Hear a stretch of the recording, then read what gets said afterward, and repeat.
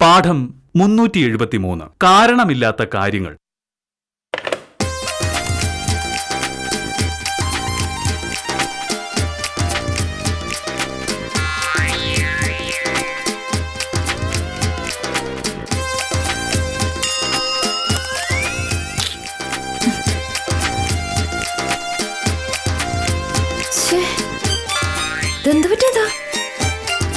ആ ഫോൺ എന്തെങ്കിലും കുഴപ്പം കാണോ? എന്താണ് രാവിലെ മുതൽ ഫോണിട്ട് ഉപദ്രവിച്ചോണ്ടിരിക്കുകയാണല്ലോ, എന്താ സംഭവം? ഗംഗാധര സാറിന്റെ വീട്ടിലേക്കാ വിളിച്ചത്. അവിടെ ആരും ഇല്ലാന്ന് തോന്നുന്നു, ഫോൺ എടുക്കുന്നില്ല. അവിടെ ആരും ഇല്ലാതെ വരുന്ന എങ്ങനെയാ? ഗംഗാധര സാർ ഇല്ലെങ്കിൽ തന്നെ 10-25 കുട്ടികൾ അവിടെ ഇല്ലേ? ഫോണിന് എന്തെങ്കിലും പറ്റിയായിരിക്കും. അതുപോലെ എന്താണ് ഗംഗാധര സാറിനെ വിളിക്കേണ്ട അത്യാവശ്യം? ഇന്നലെ വിനീതയുടെ റിസൾട്ട് അറിഞ്ഞു മോഹനേട്ടാ. അയ്യോ, അത് ശരിയാണല്ലോ. എന്നിട്ട് എന്താണെന്ന് അറിയാനാണല്ലോ ഞാൻ രാവിലെ മുതൽ വിളിക്കുന്നത്. ഞാൻ ട്യൂഷൻ എടുത്ത ഒരു കുട്ടിക്ക് എത്ര മാർക്ക് ഉണ്ടെന്ന് അറിയാനുള്ള ആകാംക്ഷ എനിക്കില്ലാതിരിക്കോ? നീ മാത്രമല്ലല്ലോ ട്യൂഷൻ എടുത്തത്. വിനീതയെ മലയാളം പഠിപ്പിച്ചത് കെ മോഹനകൃഷ്ണനാണ്. ഇത്തവണ 6ാം ക്ലാസ്സിൽ മലയാളത്തിന് ഏറ്റവും കൂടുതൽ മാർക്ക് കിട്ടുന്നത് വിനീതയ്ക്കായിരിക്കും. എനിക്ക് മലയാളത്തിന്റെ കാര്യത്തിൽ മാത്രമേ പേടിയുള്ളൂ. കാരണം പഠിപ്പിച്ചത് മോഹനേട്ടനാണല്ലോ. ഇംഗ്ലീഷിൽ എന്തായാലും അവക്ക് മുഴുവൻ മാർക്ക് കിട്ടും. അതെങ്ങനെ? ഇംഗ്ലീഷ് പഠിപ്പിച്ച നീയല്ലേ. ഇംഗ്ലീഷ് അവൾ ജയിക്കുമോ എന്നാണ് എന്റെ സംശയം. തോറ്റെങ്ങാനം പോയ ഗംഗാധര സാറിനോട് നീ തന്നെ സമാധാനം പറഞ്ഞോളൂ. വിനീത നന്നായി പഠിക്കും. ഒരു ട്യൂഷൻ കൂടി ഉണ്ടായിരുന്നെങ്കിൽ നല്ല മാർക്കും കിട്ടും. പക്ഷേ ട്യൂഷന് വിടാനുള്ള പണമില്ലെന്നും പറഞ്ഞ് ഗംഗാധര സാർ വന്നപ്പോ ചാടിക്കേറി ഇംഗ്ലീഷ് ഞാൻ പഠിപ്പിച്ചോളാം എന്നേറ്റത് നീയാ. ഇംഗ്ലീഷ് ഭാമ പഠിപ്പിക്കുമെങ്കിൽ മലയാളത്തിന്റെ കാര്യം ഞാൻ ഏറ്റു എന്ന് പറഞ്ഞ മോഹനേട്ടനല്ലേ? പഠിപ്പിച്ച് മലയാളം എഴുതാനും വായിക്കാനും അറിയാത്ത അവസ്ഥയിൽ ആ കൊച്ചെത്തിപ്പോയെന്ന് ഇപ്പൊ എന്റെ സംശയം.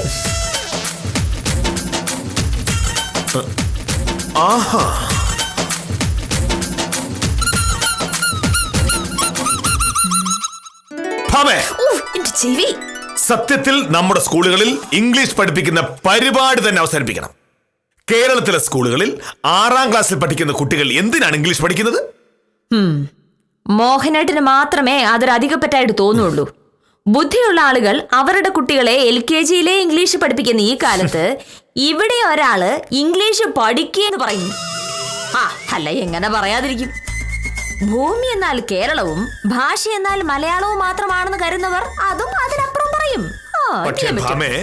ഭൂമിയിൽ കേരളത്തിലുള്ളവർ മാത്രമാണ് സ്വന്തം ഭാഷയേക്കാൾ മറ്റുള്ള ഭാഷയോട് ബഹുമാനം കാണിക്കുന്നത്. മറ്റുള്ള ഭാഷകൾ കേവലം ധാത്രിമാർ, മർത്യനു പെറ്റമ്മ തൻ ഭാഷ താൻ. കേട്ടിട്ടുണ്ടോ? കവികൾ അങ്ങനെ പലതും പറഞ്ഞിട്ടുണ്ടാവും. പക്ഷേ ഇത് കാലം 2014 ലോകം മുഴുവൻ ഒരൊറ്റ ഗ്രാമമായി മാറിക്കൊണ്ടിരിക്കുന്ന ഈ കാലത്ത് വെറും 3 കോടി ആളുകൾ സംസാരിക്കുന്ന ഭാഷ മാത്രം പഠിച്ചുകൊണ്ടിരുന്നിട്ട് എന്താണ് മോഹനേട്ടാ കാര്യം? വിനീത ഇവിടെ ട്യൂഷന് വന്ന സമയത്ത് മോഹനേട്ടൻ അവളോട് ഇംഗ്ലീഷ് പഠിച്ചിട്ട് ഒരു കാര്യമില്ല എന്ന് പറഞ്ഞതല്ല ഞാൻ കേട്ടു. മോഹനേട്ടൻ അവളെ ഉപദേശിച്ച് വഷളാക്കുന്നത് ഞാൻ കണ്ടതാണ്.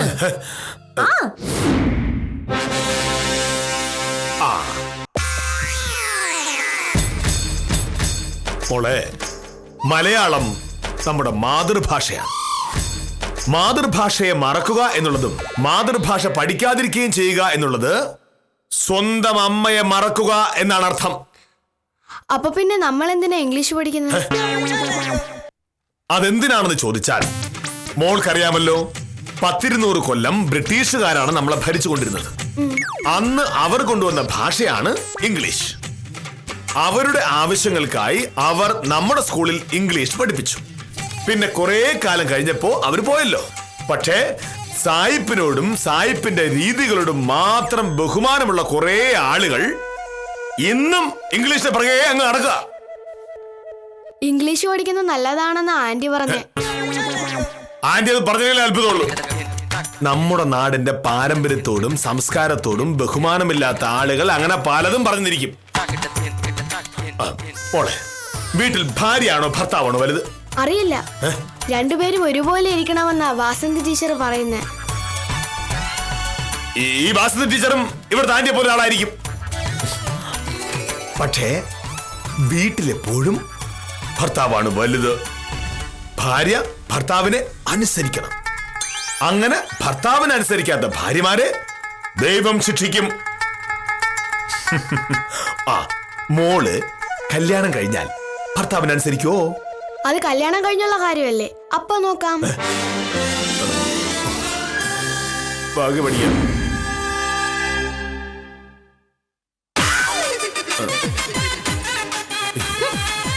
ഇതൊക്കെ നീ എങ്ങനെ കണ്ടു?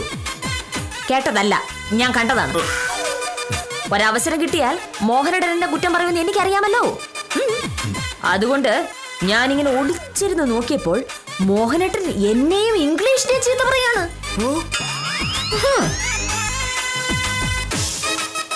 അങ്ങനെയാണെങ്കിൽ ഞാനും കണ്ടു നീ ആ കുഞ്ഞിനെ ഉപദേശിക്കുന്നത്. ഞാനൊരു പഴഞ്ചനാണെന്നും ഇംഗ്ലീഷ് പഠിച്ചാലേ രക്ഷയുള്ളൂ എന്ന് നീ പറഞ്ഞില്ലേ? ഞാനും അത് ഒളിച്ചിരുന്ന് കണ്ടു.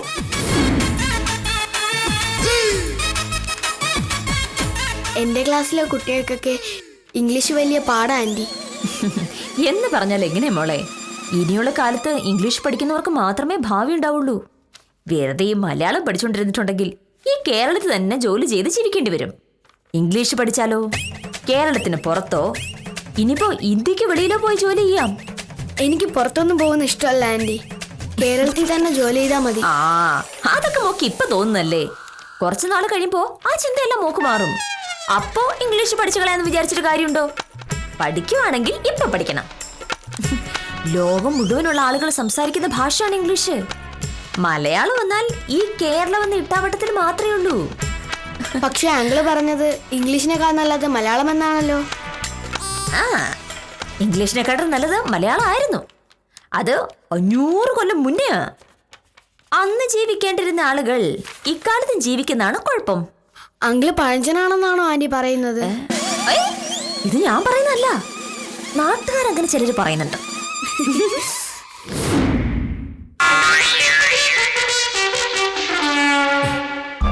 എന്താ പറയിപ്പോയോ?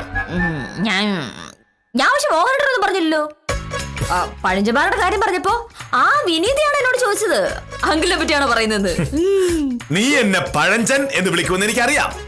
കാരണം നിന്നെ പോലുള്ളവർക്ക് മലയാളം പഠിക്കുന്നവരോടും മലയാളം പറയുന്നവരോടും പുച്ഛമാണല്ലോ. പക്ഷേ ഭാമേ, ഫ്രാൻസിലുള്ളവർ ഫ്രഞ്ചും സ്പെയിനിലുള്ളവർ സ്പാനിഷും പോർച്ചുഗലിലുള്ളവർ പോർച്ചുഗീസും ജർമ്മനിയിലുള്ളവർ ജർമ്മനും മാത്രമാണ് സ്കൂളിൽ പഠിക്കുന്നത്. അവിടെയൊന്നും ഇംഗ്ലീഷിനോടുള്ള ഈ വിധേയത്വം ഇല്ല. കാരണം ഈ പറയുന്ന രാജ്യങ്ങളിലൊന്നും ബ്രിട്ടീഷുകാർ ഭരിച്ചിട്ടില്ല. ഇവിടെ നിന്നും സായിപ്പ് പോയി 10-60 കൊല്ലം കഴിഞ്ഞിട്ടും നിനക്കൊക്കെ ഇപ്പോഴും ഇംഗ്ലീഷിനോടാണ് പ്രേമം. മോഹനേട്ടാ, കേരളത്തിലെ വില്ലേജ് ഓഫീസുകളിൽ കരം തീർത്തു കൊടുത്ത് ജീവിതം തീർത്തോളാന്ന് നേർച്ച നേർന്നിറങ്ങിയിരിക്കുന്ന മോഹനേട്ടന് ഇംഗ്ലീഷിന്റെ ആവശ്യമേ വരില്ല. പക്ഷേ കോടതികളിൽ കേസ് വാദിച്ചു ജയിക്കേണ്ട എനിക്ക് ഇംഗ്ലീഷ് പഠിച്ചേ പറ്റൂ. കാരണം ഇവിടെ കോടതികൾ കേരളത്തിൽ മാത്രമല്ല, അങ്ങ് ഡൽഹി വരെ ഉണ്ട്. ആ, ഉത്തമനാണ് വിളിച്ചത്. വക്കീലെ എന്നായതുകൊണ്ട് എനിക്ക് പുതിയൊരു കേസ് കിട്ടി എന്നുള്ള കാര്യം ഉറപ്പാണ്. ഞാൻ ആ കേസിന്റെ കാര്യം നോക്കട്ടെ. വില്ലേജ് ഓഫീസർ ഇവിടെ മലയാളത്തെ കെട്ടിപ്പിടിച്ചോണ്ടിരുന്നു. നമസ്കാരം വക്കീലേ. നമസ്കാരം. ഉത്തമനെന്താ രാവിലെ? ഞാനേ നമ്മുടെ അരവിന്ദന്റെ കേസ് ഒന്നുകൂടെ ഒന്ന് പറയാനാണ് വന്നത്. അവന് അടുത്ത തിങ്കളാഴ്ച ഹൈദരാബാദിൽ നിന്ന് വരൂ. അപ്പൊ അതിനു മുമ്പ് എന്തെങ്കിലും ചെയ്യാനുണ്ടെങ്കിൽ അത് വക്കീലിനെ കണ്ട് ചെയ്യണോന്ന് അവൻ എന്റെ അടുത്ത് പറഞ്ഞായിരുന്നേ. അതിനു മുന്നേ ഒന്നും ചെയ്യാനില്ല ഉത്തമ. ഇനി കോടതി അടുത്ത് തിങ്കളാഴ്ച അല്ലേ ഉള്ളൂ. നമസ്കാരം സാർ. വക്കീലുമായി കേസിന്റെ കാര്യം സംസാരിക്കാൻ വന്നതാവും. അതെ, നമ്മുടെ അരവിന്ദന്റെ കേസിന്റെ കാര്യേ. ഉത്തമൻ ഒരുപാട് കേസ് ഈ വക്കീലിനെ ഏൽപ്പിച്ചിട്ടുണ്ടല്ലോ. ഈ വക്കീല് ആ കേസൊക്കെ കോടതിയിൽ വാദിക്കുന്നത് ഉത്തമൻ കണ്ടിട്ടുണ്ടോ? ഒരു 3-4 കേസൊക്കെ വാദിക്കുമ്പോ ഞാൻ കോടതിയിൽ ഉണ്ടായിരുന്നു സാറേ. എന്നിട്ട് ഈ വക്കീല് എന്തൊക്കെയാണ് വാദിച്ചതെന്ന് ഉത്തമൻ മനസ്സിലായോ? അല്ല, ഈ കേസ് വാദിച്ചത് ഇംഗ്ലീഷിലാണല്ലോ. നമുക്ക് അതൊക്കെ എങ്ങനെ സാറേ മനസ്സിലാവുന്നത്? കുറച്ച് മാറിയേ. അതായത് ഒരു കക്ഷി ഒരു വക്കീലിനെ വെച്ച് ഒരു കേസ് വാദിക്കുന്നു. ആ കേസ് ആ വക്കീൽ എങ്ങനെയാണ് നടത്തുന്നതെന്നും എന്താണ് കോടതിയിൽ വക്കീൽ വാദിക്കുന്നതെന്ന് അറിയാനും മനസ്സിലാക്കാനുള്ള അവകാശം ആ കക്ഷിയില്ലേ? ഉത്തമനെ പോലെ ഇംഗ്ലീഷ് അറിയാത്ത ഒരാൾക്ക് ഈ വക്കീല് ഇംഗ്ലീഷിൽ വാദിച്ചാൽ വാദിക്കുന്നത് എന്താണ് എന്ന് ഉത്തമൻ എങ്ങനെ അറിയും? അല്ല സാറേ, അതിപ്പോ വാദിക്കുന്നത് എന്താണെന്ന് ഞാനിപ്പോ അറിയേണ്ട കാര്യമുണ്ടോ? കാര്യം മനസ്സിലാവേണ്ട ജഡ്ജിക്കല്ലേ. ജഡ്ജിക്ക് ഇംഗ്ലീഷ് ഒക്കെ അറിയാലോ. അങ്ങനെ പറയരുത് ഉത്തമ. കേരളത്തിലെ ഒരു കോടതിയിൽ നടക്കുന്നതും പറയുന്നതും എന്താണെന്ന് അറിയാനുള്ള അവകാശം ഒരു മലയാളിക്കുണ്ട്. അതുകൊണ്ട് മലയാളിക്ക് അറിയാവുന്ന മലയാള ഭാഷയിലല്ലേ കോടതി കാര്യങ്ങൾ നടത്തേണ്ടത്. ഇംഗ്ലീഷ് നടത്തിയാൽ എന്താ കുഴപ്പം? ഉത്തമ, ഇതൊക്കെ ഭയങ്കരമായ തട്ടിപ്പാണ്. ആളുകൾക്ക് മനസ്സിലാകുന്ന ഭാഷയിൽ കോടതി കാര്യങ്ങൾ നടത്തിയാൽ ജഡ്ജിമാരോടും ഈ വക്കോലന്മാരോടുള്ള സാധാരണക്കാരുടെ ഒരു ബഹുമാനം ഉണ്ടല്ലോ, അതങ്ങ് പോയി കിട്ടും. അതുകൊണ്ട് സാധാരണക്കാരന് മനസ്സിലാകാത്ത ഇംഗ്ലീഷിൽ ഇവർ കോടതിയിൽ കാര്യങ്ങൾ നടത്തുന്നു. ഇതൊക്കെ വെറുതെ ഒരു വാശിക്ക് പറയാമെന്നല്ലാതെ ഇതിലൊക്കെ എന്ത് കാര്യം ഇരിക്കുന്നു? ഒരു കേസിന്റെ വാദം നടക്കുമ്പോ വാദിക്കുന്നത് ഏത് ഭാഷയിലാണ് എന്നതല്ലല്ലോ കാര്യം. എന്താണ് വാദിക്കുന്നത് എന്നതല്ലേ? അങ്ങനല്ല, ഭാഷ ഒരു പ്രധാനപ്പെട്ട കാര്യമാണ്. അതുകൊണ്ടാണ് കേരള സർക്കാർ ഭരണഭാഷ മലയാളമാക്കിയത്. വില്ലേജ് ഓഫീസിൽ വരുന്ന ഒരാൾക്ക് അവിടുത്തെ നടപടിക്രമങ്ങൾ എളുപ്പത്തിൽ മനസ്സിലാവും. കാരണം അവിടെ എല്ലാം മലയാളത്തിലാണ് നടക്കുന്നത്. അതെ, അത് പറയുമ്പോ എനിക്കൊരു കാര്യം പറയാനുണ്ട് സാറേ. ചില കാര്യങ്ങളിൽ ഇംഗ്ലീഷ് തന്നെയാണ് നല്ല സൗകര്യം. ഇപ്പൊ ഉദാഹരണത്തിന് കൈവശാവകാശ സർട്ടിഫിക്കറ്റ് എന്ന് പറയുന്നതിനേക്കാളും വളരെ എളുപ്പമല്ലേ പൊസഷൻ സർട്ടിഫിക്കറ്റ് എന്ന് പറയുന്നത്? അത് മാത്രമല്ല ഉത്തമ, സർട്ടിഫിക്കറ്റ് എന്നത് ഇംഗ്ലീഷാണ്. വില്ലേജ് ഓഫീസിൽ കിട്ടുന്നത് സാക്ഷ്യപത്രമാണ്. ഏതെങ്കിലും ഒരു മലയാളി ഇതുവരെ സർട്ടിഫിക്കറ്റിന് പകരം സാക്ഷ്യപത്രം എന്ന് പറയുന്നത് ഞാൻ കേട്ടിട്ടില്ലേ? ഇതൊന്നുമല്ല ഉത്തമ തമാശ. ഈ ഭരണഭാഷ മലയാളമാക്കി എന്നുള്ളതൊക്കെ നേരാ. പക്ഷേ റവന്യൂ വകുപ്പിന് ഇതുവരെ മലയാളം കണ്ടുപിടിക്കാൻ പറ്റില്ല. സെക്രട്ടേറിയറ്റിന് മലയാളമില്ല. കളക്ടർ എന്ന് പറയുന്നത് ഇംഗ്ലീഷാണ്. അതെല്ലാം പോട്ടെ, ഈ മഹാനായി വില്ലേജ് ഓഫീസർ രാവിലെ മുതൽ വൈകുന്നേരം വരെ വിളിച്ചു കൂവുന്ന ഈ വില്ലേജ് എന്ന വാക്ക് മലയാളമല്ല എന്നതാണ് എന്റെ എളിയ അറിവ്.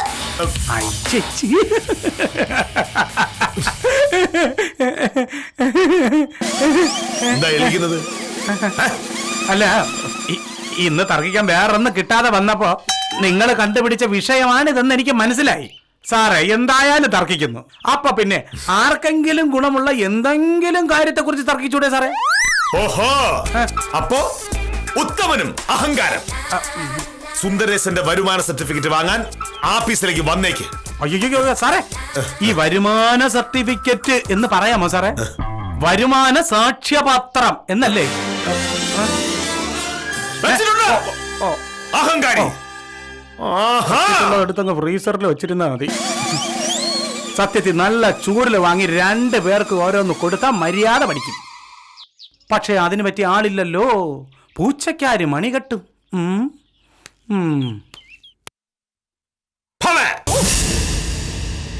മലയാളം ഒരു വലിയ ഭാഷയാണ്.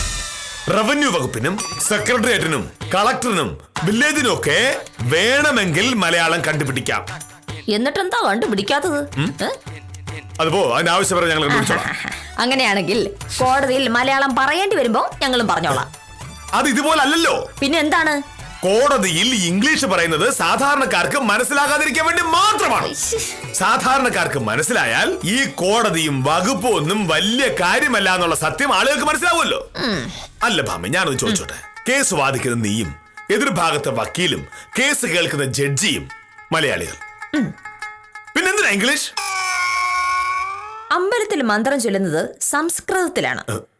പല ക്രിസ്ത്യൻ പള്ളികളിലും സുറിയാനിലും, മുസ്ലിം പള്ളികളിൽ അറബിയിലുമാണ് പ്രാർത്ഥന. പ്രാർത്ഥിക്കുന്നവരും പൂജകൾ നടത്തുന്നവരും മലയാളികളാണേ. കേൾക്കുന്ന ദൈവത്തിന് എന്തായാലും മലയാളം അറിയായിരിക്കും. പിന്നെന്തിനാണ് ഈ സംസ്കൃതവും അറബിയും സുറിയാനിയും? പറ. ഇതിനുള്ള മറുപടി ഞാൻ തിരിച്ചു പറഞ്ഞുതരാം. പറഞ്ഞു ദൈവത്തെ പിടിച്ചു കളിക്കുന്നു. അഹങ്കാരി.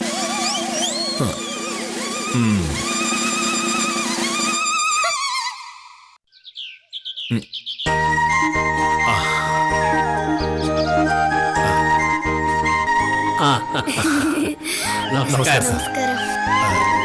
ഞങ്ങള് നിങ്ങളെ പറ്റി പറഞ്ഞുകൊണ്ടിരിക്കുകയായിരുന്നു. Good morning. ഞാനും ഭാമയും വിനീതയെ പറ്റി പറയുകയായിരുന്നു. ഇന്നലെ വിനീതയുടെ റിസൾട്ട് വരുന്ന അറിഞ്ഞപ്പോ മുതൽ മാർക്ക് എത്രയാണെന്ന് അറിയാനുള്ള ആകാംക്ഷയിലായിരുന്നു ഞാൻ. സത്യഭാമയില്ലേ? ഉണ്ട്. ഭാമേ, ആ വരുന്ന മോനട്ടാ. സത്യം പറയാലോ സാർ, ഞാനും ഭാമയും ഇത്രയും നേരം വിനീതയെ പറ്റി തന്നെയാ സംസാരിച്ചോണ്ടിരുന്നത്. സാറാത്തേക്ക് വരും? ഇല്ല, പോയിട്ട് അല്പം തിരക്കുണ്ട്. റിസൾട്ട് അറിഞ്ഞപ്പോ മുതൽ ഇവിടെ വന്ന് നിങ്ങളെ കാണണമെന്ന് വിനിത പറയുകയായിരുന്നു. ആഹാ, ഇതാരൊക്കെയാ? നമസ്കാരം സാർ. മോളെ റിസൾട്ട് അറിഞ്ഞില്ലേ? ഇംഗ്ലീഷിന് എത്ര മാർക്കുണ്ട്? ഇംഗ്ലീഷിന്റെ കാര്യമല്ലല്ലോ ആദ്യം ചോദിക്കേണ്ടത്, മലയാളത്തിന്റെ കാര്യമല്ലേ? നിങ്ങൾ തമ്മിൽ ഇംഗ്ലീഷിന്റെയും മലയാളത്തിന്റെയും തർക്കം ഇതുവരെ തീർന്നില്ലേ? ഉള്ളത് പറയാലോ മോഹനകൃഷ്ണ, എന്റെ കൂട്ടത്തിലുള്ള കുട്ടികളിൽ ഏറ്റവും നന്നായി പഠിക്കുന്നത് ഇവളാ. അതുകൊണ്ട് തന്നെ ഞങ്ങൾക്കെല്ലാം ഇവളുടെ കാര്യത്തിൽ വലിയ പ്രതീക്ഷയുണ്ട്. ഇവൾ പഠിച്ച് മിടുക്കിയായി ഒരു ജോലിയൊക്കെ നേടിയിട്ട് വേണം എനിക്ക് മനസ്സമാധാനത്തോടെ മരിക്കാൻ.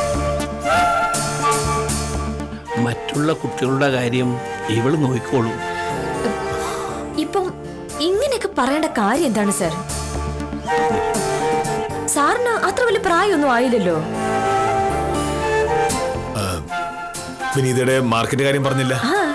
സത്യം പറഞ്ഞാൽ ഞാൻ പ്രതീക്ഷിച്ചതുപോലെ ഇവൾക്ക് മാർക്ക് കിട്ടിയില്ല. കുട്ടിയല്ലേ, ഇവൾ പഠിച്ചോളും. ഒരുപക്ഷെ ഇവളെപ്പറ്റിയുള്ള എൻ്റെ പ്രതീക്ഷ കൂടിപ്പോയതുകൊണ്ടാവും മാർക്ക് കുറഞ്ഞത്. എനിക്കൊരു വിഷമമായി. മാർക്ക് കുറവാണെന്ന് പറഞ്ഞ? കുറവ് തന്നെയാ. അതുപറ്റി ഇംഗ്ലീഷിനായിരിക്കും കുറഞ്ഞത്. ഇംഗ്ലീഷിനല്ല, ഇംഗ്ലീഷിന് എനിക്ക് 100-ൽ 100 മാർക്കും കിട്ടി.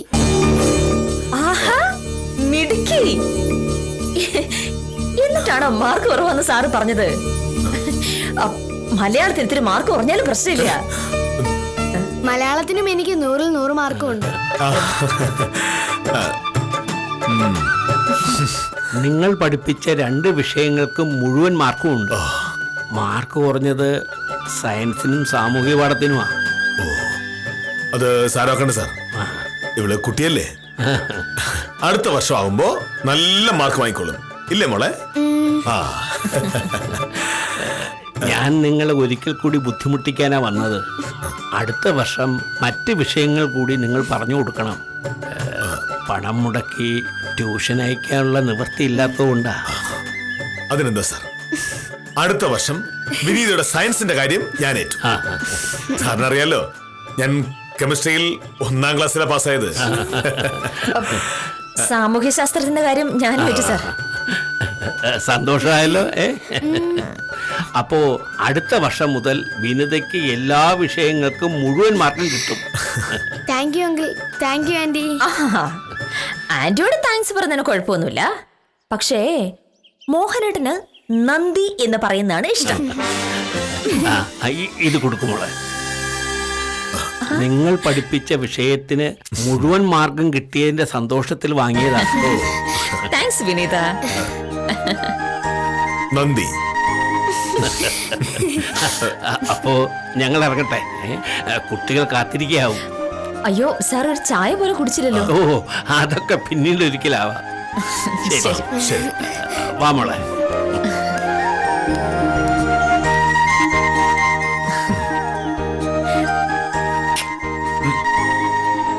ഇപ്പോ മനസ്സിലായോ ഭാമ പഠിപ്പിച്ചാൽ അതിനൊരു ഗുണമുണ്ടാവുന്നു? മോഹനകൃഷ്ണൻ പഠിപ്പിച്ചതും വെറുതെ ആയില്ലല്ലോ. ഈ തവണത്തേക്കൊക്കെ രക്ഷപ്പെട്ട് കാണുമായിരിക്കും. അടുത്ത കൊല്ലത്തെ ആ സയൻസ് പഠിപ്പിലാണ് എനിക്ക് കാണേണ്ടത്. ആ കൊച്ചിനെ രക്ഷിച്ചോളേ. ഓഹോ, ഇപ്പോഴും പരിഹാസം. ഇനി അവളെ വിട്ടിട്ട് കാര്യമില്ല, അഹങ്കാരി. ആഹാ, നീ ആ പറഞ്ഞിട്ട് പോയ അർത്ഥം എന്താ?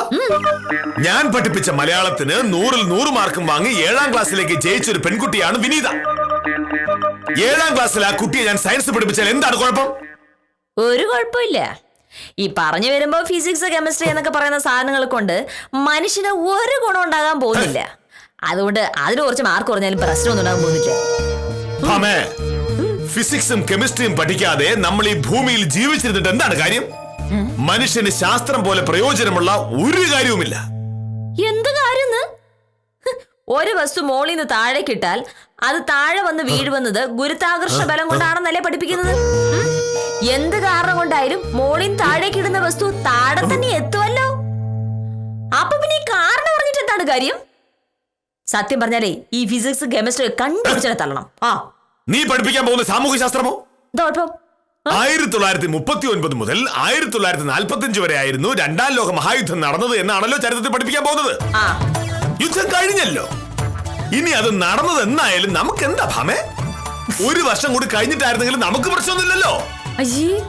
സത്യത്തിൽ ചരിത്രം എന്ന് പറയുന്നത് കഴിഞ്ഞുപോയ കാര്യങ്ങളാണ്. ഇനി അത് പഠിക്കുന്നത് എന്തിന്? പക്ഷേ ശാസ്ത്രം അങ്ങനെയല്ല. വരാൻ പോകുന്ന കാലത്തേക്ക് മനുഷ്യനെ സഹായിക്കുന്നതാണ് ശാസ്ത്രം. എന്ത് ശാസ്ത്രം? സാമ്പാർ ഉണ്ടാക്കുമ്പോൾ അതിൽ ഉപ്പിടുക എന്നുള്ളത് നൂറ്റാണ്ടുകളായ മലയാളികളുടെ രീതിയാണ്. ഈ ഉപ്പിനെ സോഡിയം ക്ലോറൈഡ് എന്നൊക്കെ വിളിച്ച് കാര്യങ്ങൾ ഇങ്ങനെ വഷളാക്കേണ്ട കാര്യമുണ്ടോ? സോഡിയം ക്ലോറൈഡ് എന്നല്ല, ഇനിയിപ്പോ പൊട്ടാസ്യം ക്ലോറൈഡ് ആയാലും ഉപ്പിന്റെ ചവ ഉപ്പ് തന്നെയല്ലേ? നിന്നെ പോലുള്ള വിവരമില്ലാത്ത വൈക്കോലന്മാരങ്ങനെ പലതും പറയും. അത് കേൾക്കേണ്ട കാര്യം എനിക്കില്ല.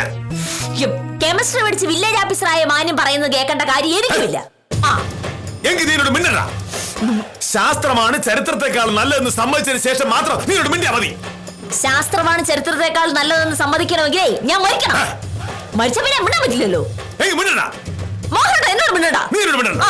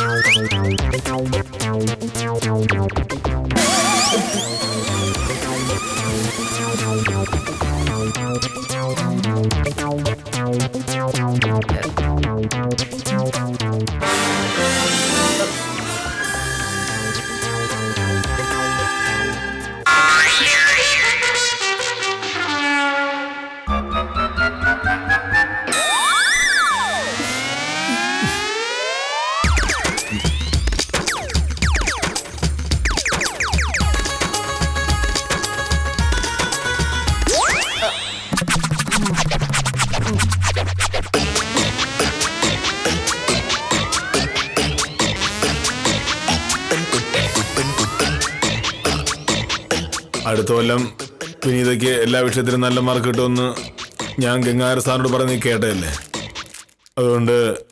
അതുകൊണ്ട് ഈ സാമൂഹ്യശാസ്ത്രം ശരിക്കും പഠിപ്പിക്കണം.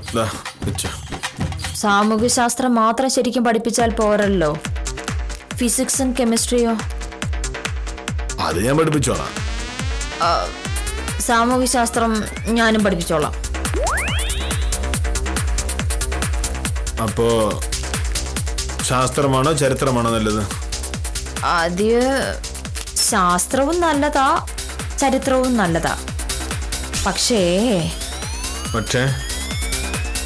കുറച്ചുകൂടി നല്ലത് മോഹനേട്ടനാ. ഇംഗ്ലീഷിനെക്കാളും ചരിത്രത്തിനേക്കാളും നല്ലത് നീയാ. അത്രേ ഉള്ളൂ. അപ്പൊ ശാസ്ത്രവും മലയാളവും അത് നല്ലതാ. പക്ഷേ നിന്റെ അത്ര പോരാ.